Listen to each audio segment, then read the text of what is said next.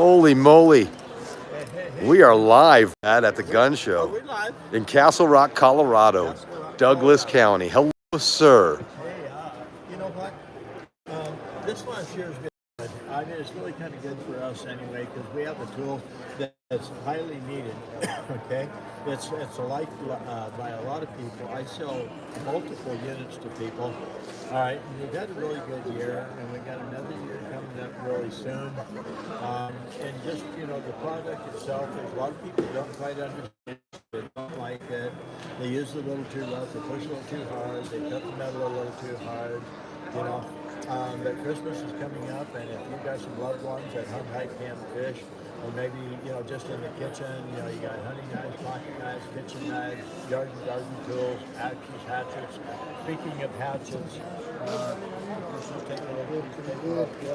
take my hatchet and cut. That's kind of a waxed tough paper. Okay, so we'll get a bingo card and cut it. Okay, bingo cards are a little bit ornery to cut because the thinner the paper, the easier it is to push the paper. It's like tissue. But we just had a really good time. We're going to have a good time next year. Go to sharpensbest.com and buy some sharpeners for Thanksgiving next year. You got to get ahead. This year, okay? And just enjoy. Go to YouTube. Watch our videos, go to sharpensbest.com, take a look at all the stuff we have there. Just got an order as you're speaking. Yeah, order. Okay. Right on my phone. That was nice. We've been doing really good. Show us what you got, Brad. Give us a little demo. What do we got here? So what do we got? So first of all, let's show you a knife that cuts like that. That's a pretty big, thicker, heavier knife. Make it cut like that. Clear out. Two. There. Okay. So if it's this one, I would actually just go along like this. This is called a rectangle. Then we have the little poker chip, the round sharpener. And we've got half. Oh, I'll tell you about that. Okay. We have half of the Sharpens Spark Mini.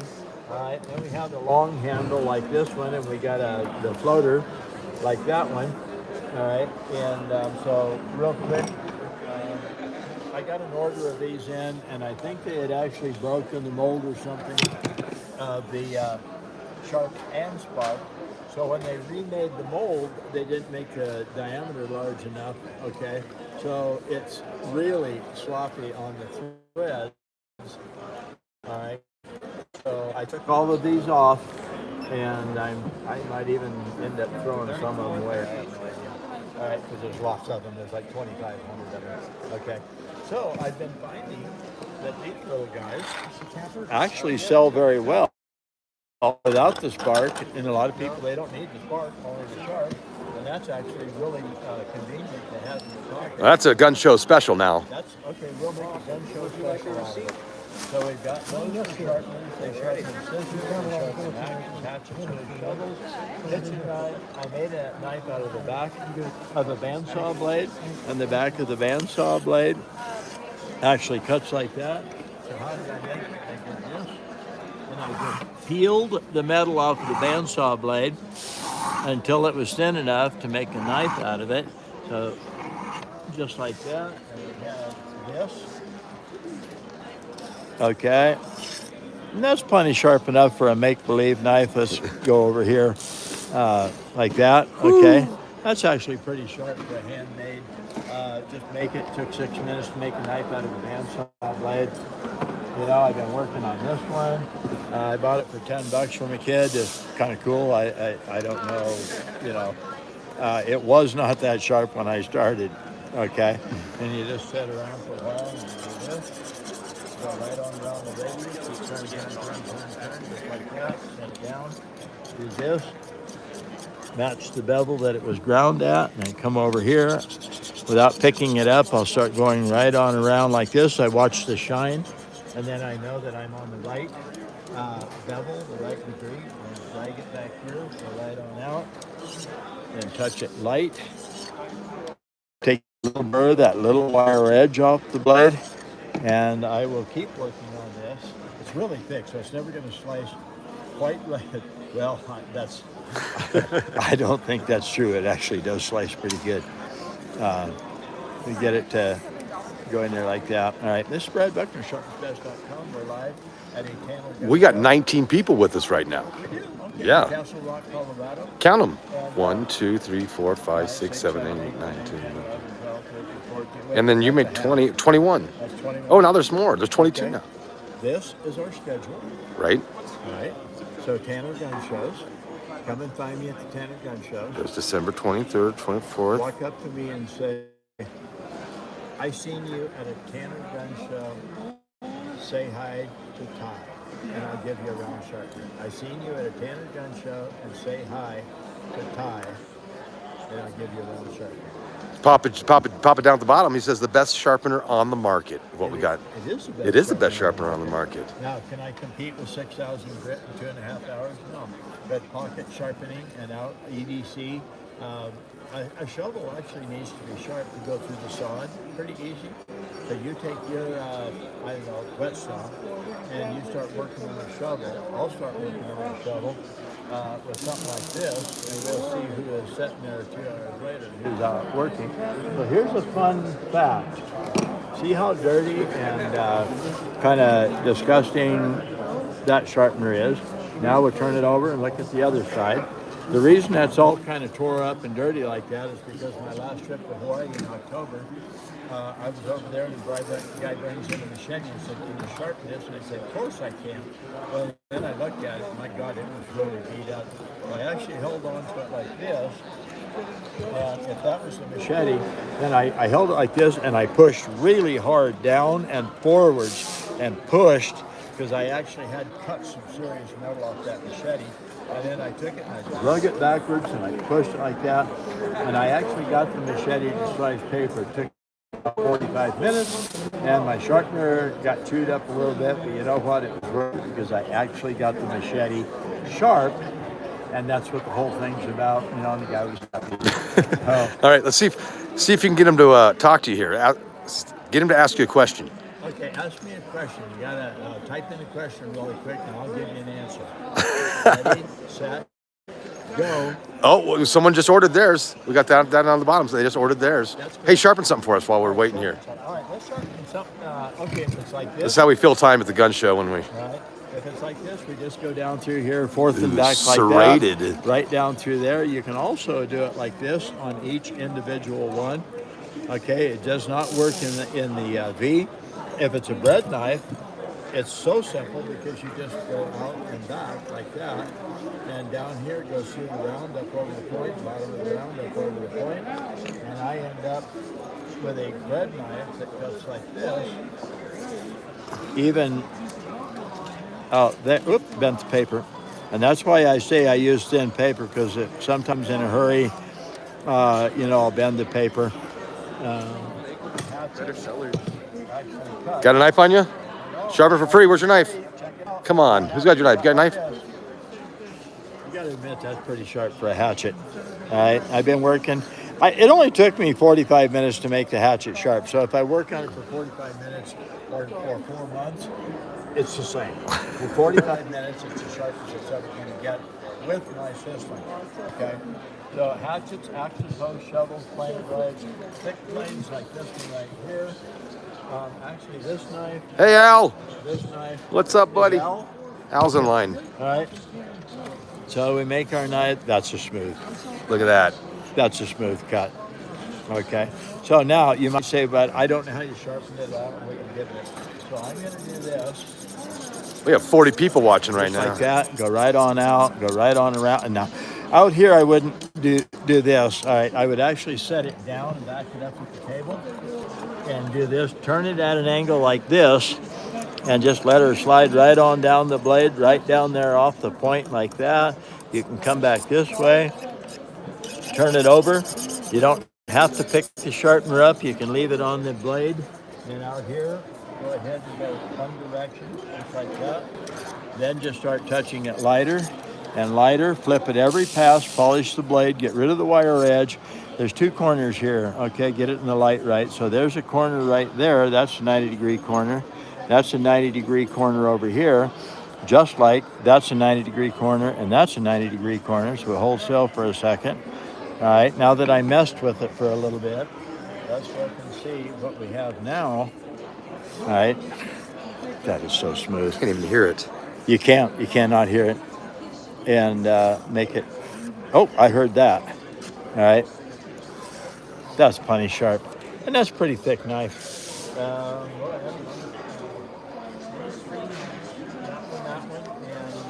We got one buddy saying a belt works way better than that does, and then another guy says he ordered a few back and they're brilliant. Yeah, okay, well, the belt can work better than if I only have. So here's what I would do. I bet you $2,000. You pick your weapon of choice for sharpening. I'll pick my weapon of choice for sharpening. You get 25 different things that you're going to sharpen. I'll get 25 things that I'm going to sharpen. Then we go out in a field, draw a 4-foot circle around us, and you can't have anything in that circle except your sharpener and the things we're going to sharpen. And we'll see who gets things sharp and who's wishing to God they hadn't made the bet, because you need electricity, all right? Or you're talking about maybe a strop. Well, if it's just a strop, then the knife probably didn't actually need to be sharpened. It just needed to be stropped a little bit, you know? He says yours take too long to sharpen. Oh, that's okay. I like it. Take too long to sharpen. A minute and a half was too long to sharpen. Because his leather strop is going to do better than that. Yeah, well, that's fine. You know, you can say or think anything you want to. But I do know this, after 21 years, I get an awful lot of people come into the show. They have me sharpen their knife. They have me sharpen their knife because that's like 2 weeks, sometimes 3 weeks. They have me sharpen their knives about every time they come in. They buy more sharpeners. They buy them for gifts. They give them to their dad, their brother, their son, everyone, their buddies. They give them to all their friends. You know. And Al just responded, the best advice he can give is don't overthink how to use them. That's right. Don't overthink it. Just put the square corner on it. Give it a little bit of an angle this way and run it down the blade. If it's really, really dull, put a little more pressure on it. If it's really hard material, put a little more pressure on it, okay? So if it's really thick, really hard steel, and dull, you're gonna have to put some pressure on it, otherwise you'll never get there. Here's a big mistake that a lot of people have been making that I found, all right? There is the tungsten carbide, then there's the plastic that holds the carbide, and there's a lot of people that actually think that well, let's do this. There's a lot of people that think the guide is the plastic clear over there. Okay, that is not. Plastic has nothing to do with sharpening. Please remember this. Never use the plastic as any kind of a guide or anything while you're sharpening. Here's what people happen. I know if you lay it down too far, you're actually going to jack the corner up off of the blade, and now you're not even touching, you're on the plastic. That would be on the carbide. That's not on the carbide. So if you slide it along on the plastic, you're not sharpening at all. So 45 degrees, if this is flat to the earth, that's a 90 degrees. So if I come in here and straight up, that's 90 degrees. That puts it on the flat. Don't be on the flat. So if you're on the flat, you need to tip it over. Now we'll go right straight in like this. If you tip it over 45 degrees, you're only on the carbide, the tungsten carbide. Okay? So when people see a belt is faster or something, what are you going to do with this? How are you going to sharpen it? Now, I have learned something. I can actually sharpen that knife with a belt saw. All right? But you got to be really careful or you just eat it off. All right? So that's where my corners really shine. Because I go down through the round, up over the point, down through the round, up over the point, like that. So I can go forth and back like this and work on it like that. Now, look right straight in this way. I'm not really bending the knife very much, which means I'm not putting very much pressure on it. So just like that, and turn it over, and we'll point it at you again, and come right out here. And now, when I sharpen this much of it, I generally put down and do this. All right, I can come in here this way and this way, like that.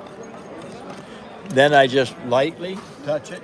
Take that little burr, that little wire edge off, and I end up with a bread knife of all things that cuts like that. You've got to admit, that's sharp enough. Now we just need some peanut butter and jelly. There you go. And bread.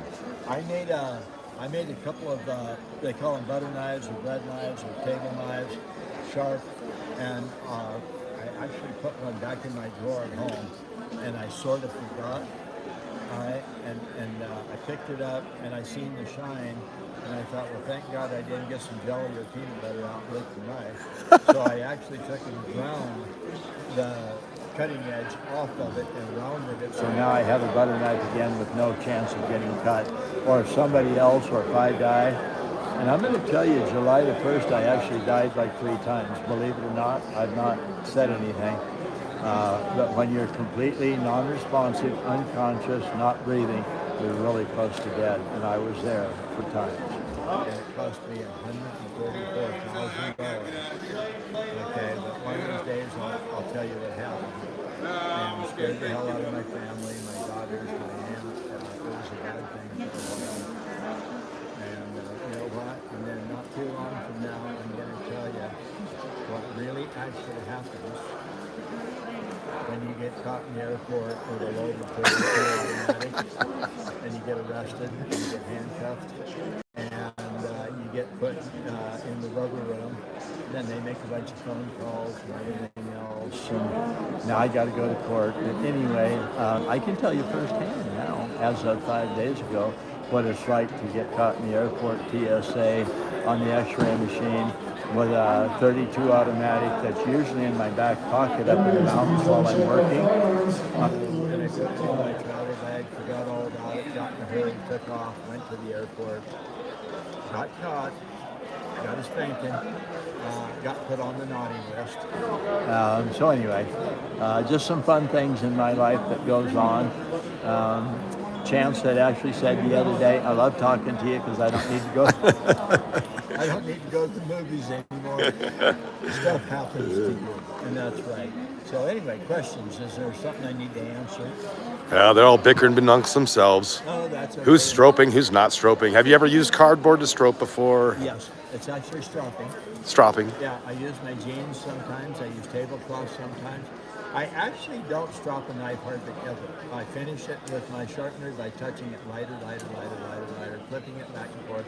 So if I was going to say, this one's easier.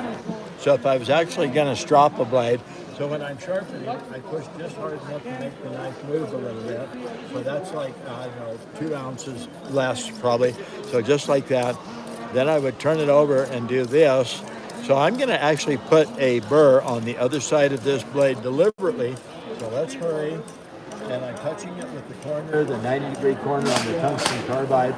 So we do this. So how do you know where the little burr is? I'm going to show you. And it's very prevalent on the knife.